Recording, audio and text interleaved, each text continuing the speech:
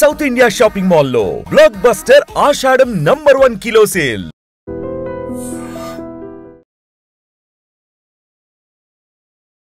Welcome to iDream. Na peru Lumbini. Today we have plastic surgeon Varnika garu with us. Let's talk to her.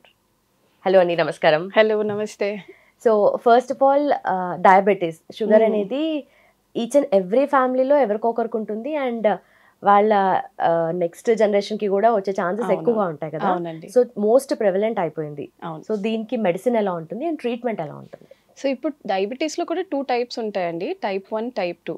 Type 1 అనేది చాలాసార్లు హెరిడిటరీగా ఎవరికైనా ఫ్యామిలీలో ఉంది అంటే పిల్లలకి కూడా చాలా ఎర్లీ ఏజ్ నుంచి వచ్చేస్తుంది.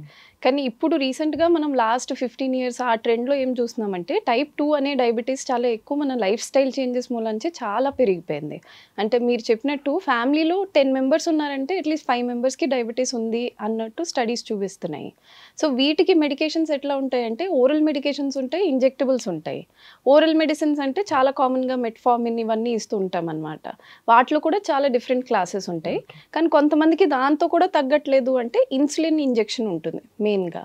అండ్ ఇప్పుడు రీసెంట్గా ఎట్లా అంటే లాంగ్ టర్మ్గా ఈ ట్రీట్మెంట్ సక్సెస్ఫుల్గా ఉండట్లేదు, ఇన్సులిన్ రెసిస్టెన్స్ వస్తుంది అంటే అలాంటి వాళ్ళకి కొత్త టైప్ ఆఫ్ ఇంజెక్షన్స్ వస్తున్నాయి. ఓకే, సో అవి ఏంటి కొత్త టైప్ అంటే? సో కొత్త టైప్ ఆఫ్ ఇంజెక్షన్స్ అనేవి ఎట్లా అంటే సెమాగ్లూటైడ్స్ అనేవి వస్తాయన్నమాట.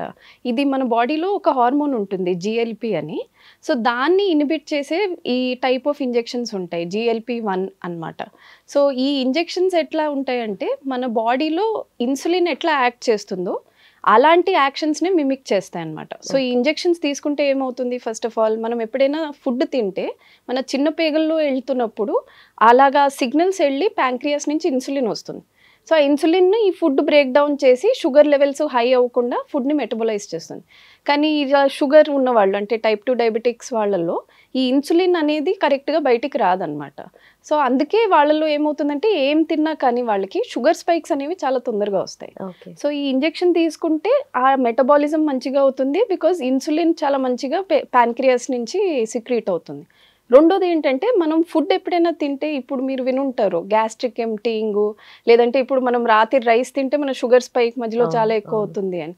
సో ఈ మెడికేషన్ తోటి ఆ గ్యాస్ట్రిక్ ఎంప్టీయింగ్ టైం కూడా చాలా స్లోగా డిలేగా అవుతుంది అనమాట. సో మనం ఏం తిన్నా కానీ very slow and gradually the food is broken down. So అందుకే మీకు ఏం తిన్నా సడన్గా ఆకలేయడము, లేదు అంటే సడన్గా షుగర్ స్పైక్స్ రావడము ఇవి కూడా తగ్గిపోతాయి. So over a longer period of time ఇలాంటి వాళ్ళల్లో ఇన్సులిన్ రెసిస్టెన్స్ మంచిగా అవుతుంది, షుగర్ లెవెల్స్ తగ్గుతాయి. సో ఇవన్నిటితోటి వాళ్ళ టైప్ 2 డయాబెటీస్ ఏదైతే ఉందో ఆ కండిషన్ మొత్తం చాలా ఇంప్రూవ్ అవుతుంది. సో యూజువలీ బాడీ న్యాచురల్గా చేయాల్సిన ఫంక్షన్ ఇంజెక్షన్ త్రూ చేస్తున్నాం అంటేనే కాన్సిక్వెన్సెస్ ఉంటాయి, సైడ్ ఎఫెక్ట్స్ ఉంటాయి. దీని సైడ్ ఎఫెక్ట్స్ ఎలా ఉంటాయి? సో దీని సైడ్ ఎఫెక్ట్స్ మెయిన్లీ అయితే గ్యాస్ట్రో ఇంటెస్టైనల్ అంటే మన కడుపుకి రిలేటెడ్. బికాజ్ ఇప్పుడు గ్యాస్ట్రిక్ ఎంప్టీయింగ్ టైం అనేది మనం పెంచుతున్నాం కనుక మనకి కడుపులో ఎప్పుడైనా తిప్పుతున్నట్టు ఫీలింగ్ రావడం, నాసియా లైక్ వామిటింగ్ లాగా రావడము, లేదు అంటే డైరియా అంటే చాలా ఎక్కువ లూజ్ మోషన్స్ లాగా అవ్వడము, ఇట్లాంటివి చాలా కామన్ ఉంటాయి అన్నమాట. కొంతమందికి బ్లోటింగ్ సెన్సేషన్ ఉండము, ఇవి 80% ఆఫ్ ద సైడ్ ఎఫెక్ట్స్ ఉంటాయి. లాంగ్ టర్మ్ యూజ్లో కొంతమందికి మూడ్ స్వింగ్స్ లాగా రావడము, లేదు అంటే ఏమైనా హార్మోన్స్ మూలంచి మసిల్ మాస్ చాలా తగ్గిపోవడం. బికాజ్ చాలామంది ఇది తీసుకున్నప్పుడు ఏం చేస్తారు అంటే మనకి మెయిన్గా బాడీలో ఫ్యాట్ లాస్ అవుతున్నప్పుడు మసిల్ ఇంక్రీజ్ అవ్వాలి. సో చాలామంది ఫ్యాట్ లాస్ అవుతుంది కదా మనం వెయిట్ తగ్గుతున్నాము సో ఎక్సర్సైజ్ చేయక్కర్లేదు అన్నట్టు కాన్సెప్ట్లో ఉంటారు. కానీ అలాంటి వాళ్ళలో అన్ఫార్చునేట్లీ ఏమవుతుందంటే మసిల్ మాస్ కూడా చాలా తొందరగా 18% వరకు తగ్గిపోతూ ఉంటుంది. సో దాంతో కాస్త బాడీ వీక్నెస్ రావడము, బోన్స్ జాయింట్స్ వీక్ అవడము ఇది అవుతూ ఉంటుంది. Okay, so muscle mass deteriorate అయితే నెక్స్ట్ ఫర్దర్ గా కూడా కాంప్లికేషన్స్ వస్తాయి కదా.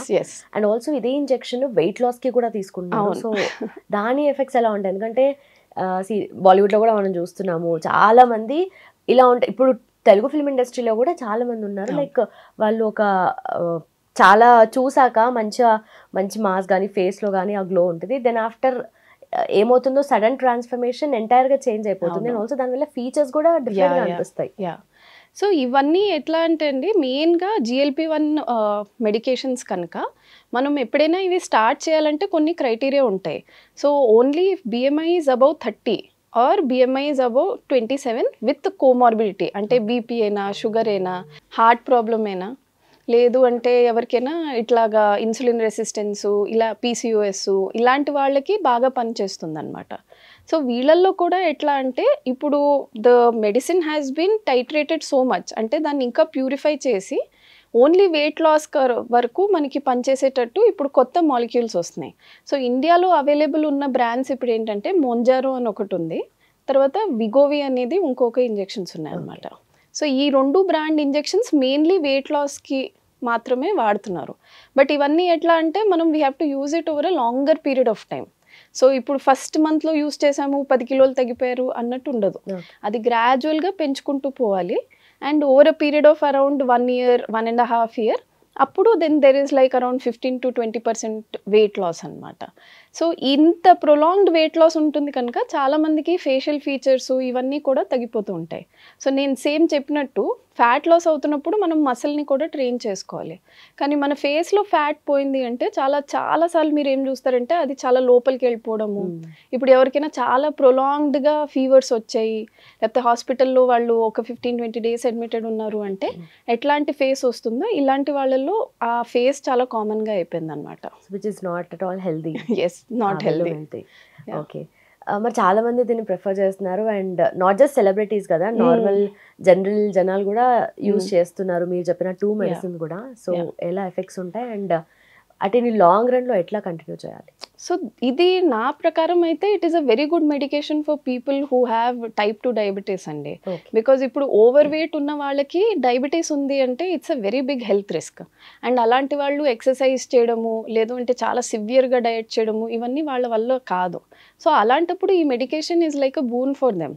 అండ్ లాంగ్ రన్లో చూసింది ఏంటంటే ఇప్పుడు ఒక 1 year 2 years అట్లాంటి వాళ్ళు అంటే people who are around like 200 kgs 160 kgs వాళ్ళకి హార్ట్ ప్రాబ్లం ఉంది లేదంటే నీ జాయింట్స్ ప్రాబ్లం ఉంది, అలాంటి వాళ్ళలో వాళ్ళు చూసింది ఏంటంటే లాంగ్ టర్మ్ యూస్ చేస్తే ఆ హార్ట్ రిస్క్ అంతా కూడా తగ్గుతుంది. బికాస్ కొలెస్ట్రాల్ తగ్గుతుంది మెయిన్గా బాడీలో, బీపీ తగ్గుతుంది, జాయింట్స్లో ఉన్న స్ట్రెయిన్ తగ్గుతుంది కనుక జాయింట్ క్వాలిటీ ఇంప్రూవ్ అవుతుంది. So it is very good for that class of people. But coming to people who are like 100 అలా కింద ఉన్న అంటే ఒక 10 kgs తగ్గితే చాలు మనం లేదంటే 15 kgs తగ్గితే చాలు మనం అంటే అలాంటి వాళ్ళు చాలా కేర్ఫుల్గా ఒక డాక్టర్ సూపర్విజన్ కిందే వాడాలన్నమాట. Because this is not a short cut drug, this is not like మనం ఒక 2 months వాడేసి ఆపేయచ్చు అన్నట్టు.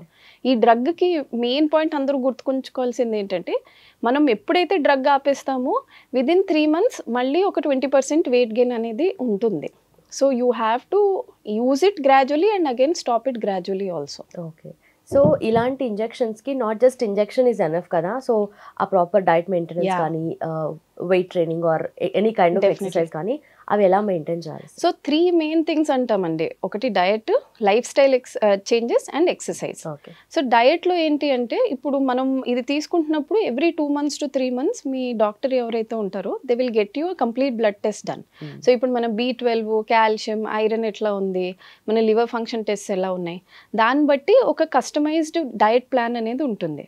సో ఇలాంటి వాళ్ళు ఎప్పుడైనా సప్లిమెంట్స్ అనేవి మంచిగా తీసుకోవాలన్నమాట. సో ఫుడ్స్లో కూడా B12 రిచ్ ఫుడ్స్ అంటే గ్రీన్ లీఫీ వెజిటేబుల్స్ అయినా, యాంటీ ఆక్సిడెంట్స్ ఎక్కువ ఉన్నవి అంటే మన ఈ బెర్రీస్ అయినా లేదంటే సీడ్స్ అయినా ఇట్లాంటివి. అండ్ పోర్షన్ కంట్రోల్ కంపల్సరీ ఉండాలి. వీళ్ళు ఏంటి అంటే చాలాసార్లు ఇట్లా నాసియా వస్తుంది లేదు అంటే వామిటింగ్ సెన్సేషన్ ఎక్కువ అవుతుంది అంటే they will stop eating. That is not correct. So మనం తక్కువ తిన్నా కానీ we have to complete the meal.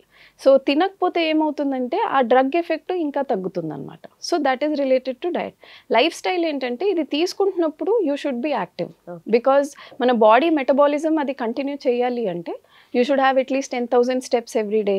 లేదు అంటే మీరు ఇంట్లో అయినా you should be active working around you know. And third thing is your exercise routine. So weight training అనేది చాలా ఇంపార్టెంట్. సో చాలామంది ఓన్లీ ఎట్లా ఏం చేస్తారంటే వెళ్ళి యోగా చేయడము లేదంటే ట్రెడ్మిల్ మీద వాక్ చేయడము అలా కాకుండా మనం weight training and resistant training is very important while taking these injections. Okay, so బేసిక్గా ఈ జనరేషన్ వాళ్ళకి ఏదైనా డిసీజ్ కానీ ఏదైనా ఇలాంటి డయాబెటీస్ కానీ ఉంటే నెక్స్ట్ జనరేషన్లో ఫస్ట్ బార్న్స్కి ఎక్కువ ఎఫెక్ట్ ఉండొచ్చు, ఎక్కువ వచ్చే ఛాన్సెస్ ఉండొచ్చు అంటారు కదా, ఎంతవరకు నిజం? సో ఇది అందరికీ నాట్ నెసెసరీ అండి. ఇప్పుడు ఒక ఫ్యామిలీలో మదర్ సైడ్ ఫాదర్ సైడ్ ఇద్దరికి ఆ జీన్ ఉంది అంటే డెఫినెట్లీ ఫస్ట్ బార్న్ వాళ్ళకి ఎక్కువ ఉంటుంది. కానీ కొంతమందికి చూడండి మదర్ ఫాదర్కి ఉండదు కానీ వాళ్ళ ఫ్యామిలీలో ఎవరికో అత్తలకో మామూలుకో ఉంటుంది. అలాంటి దాంట్లో all children have equal chance of getting it. డయాబెటీస్లో కూడా సేమ్, డయాబెటీస్లో కూడా సేమ్ అట్లాగా. ఓకే, సో ఇప్పుడు డయాబెటీస్ కామన్ అని మాట్లాడుకుంటున్నాం, బట్ పాస్ట్లో చూసుకుంటే లేదు అసలు. Over a period of time develop అయిన ఇది డిసీజ్ అనుకోవచ్చు కదా. సో ఇప్పుడు కమింగ్ జనరేషన్కి లైఫ్ స్టైల్ చేంజెస్ కానీ మీరు చెప్పినట్టుగా డయట్ కానీ సో ఎట్లా మెయింటైన్ చేస్తే కమింగ్ ఫ్యూచర్లో ఓకే ఒకప్పుడు డయాబెటీస్ ఉండేదంట అని మాట్లాడుకోగలుగుతాం మనం at least? First of all fresh food తినాలండి. We have become very use to ease of convenience. అంటే అంతే, ఏదైనా స్విగ్గీలో జొమాటోలో ఆర్డర్ చేసేసుకోవాలి, లేదు అంటే మనం ప్యాకేజ్ ఫుడ్స్ అనేవి చాలా ఎక్కువ తింటున్నాము. మీరు చూస్తే మన పేరెంట్స్ అయినా మన గ్రాండ్ పేరెంట్స్ అయినా ఎప్పుడైనా ఫ్రెష్గా చేసి అది తినేవారు. నంబర్ 1. నంబర్ 2, మనం యూస్ చేసే ఈ కర్రీస్ లేదంటే మనం కూరలు వాట్ ఎవర్ వీఆర్ డూయింగ్ దాంట్లో చాలా స్పైసీ ఆయిలీగా చేస్తున్నాము. సో ఎప్పుడైనా మనం ఫుడ్లో బ్యాలెన్స్ పెట్టుకుంటే, అంటే ఒక కంప్లీట్ మీల్ తింటే that will be very good. Complete meal అంటే there should be equal proportion of carbohydrate, protein, fats. ఏది ఎక్కువ ఉండకూడదు. ఇప్పుడు కొంతమంది నాన్ వెజ్ తింటున్నారు అంటే ఉత్తి నాన్ వెజ్ తింటారు, మళ్ళీ దాంట్లో వెజిటేబుల్స్ అవన్నీ ఉండవు. అదే సేమ్ వెజిటేరియన్స్ కూడా ఉన్నారనుకోండి, ఒక 2-3 టైప్ ఆఫ్ కర్రీసే వాళ్ళు చేసుకుంటారు, అన్నీ వాడరు. సో అలా కాకుండా హ్యావ్ సమ్ రీసెర్చ్, అన్నీ ఈక్వల్గా బ్యాలెన్స్గా తినేటట్టు హ్యావ్ అ మీల్ ప్లాన్. తర్వాత have fresh foods rather than packed foods, have fresh foods. And third most important thing is be active. మీరు డైలీ జిమ్కి వెళ్ళలేరు అంటే it's fine, at least weekly 2 to 3 times అయినా మీరు యాక్టివిటీ చేశారు, వాకింగ్ చేశారు, yoga చేసుకున్నారంటే that is also very good for your overall health. అసలు ఒక స్టడీ ఉంది దట్ వీక్లీ మీరు అట్లీస్ట్ 2 to 3 times ఏమైనా 30-minute ఎక్సర్సైజ్ చేసినా చాలు, that will reduce your chances of diabetes by at least 40% అంట over a period of 10 years. So ఈ 3-4 tips చేస్తే over a period of like 10 years it will be very good అనమాట. Okay, thank you so much ma'am. Thank you. Sir, one life lesson what medicine has taught you? Whatever you can do without expecting. But I really believe మన positive attitude ఉంటేనే మనం ఏదైనా సాధించగలం. గట్ని మనం కరెక్ట్గా deal చేసినట్లయితే అది మనకి పాజిటివ్ హార్మోన్స్ని రిలీజ్ చేస్తుంది. షుగర్ వచ్చిన వాళ్ళ పరిస్థితి ఏంటి? పొట్ట దగ్గర పెరిగితే దాన్ని ఆండ్రాయిడ్ అంటారు, ఆండ్రాయిడ్ ఫోన్ కదా. అసలు థాట్స్ ఎందుకు వస్తాయి? బ్రెయిన్ డెడ్ అంటే దానికి ప్రపంచం అంతా కూడా కొన్ని నిర్దిష్టమైనటువంటి లక్షణాలు. మానసికంగా ధైర్యంగా ఉంటే క్యాన్సర్ జయించవచ్చు. You are a doctor for a cause sir, అంతే. వాళ్ళకి వచ్చిన ఆదాయం కాకుండా ఫ్రీ సర్వీస్ ఎంతమందికో చేస్తారు.